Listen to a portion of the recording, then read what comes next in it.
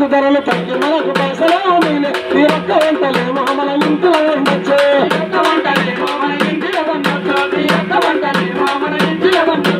gas ధరలు తగ్గి మనకు పైసలు మిగిలి ఈ ఒక్క వంటలేమో మన ఇంట్లో ఉండొచ్చు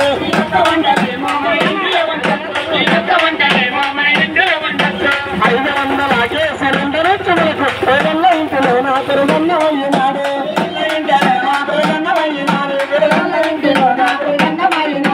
మనసున్న సర్కారు మన సొంతకు వచ్చినాడు మనసున్న సర్కారు మన సొంతకు వచ్చినాడు మనల్ని తీర్చినాడు రమ్మ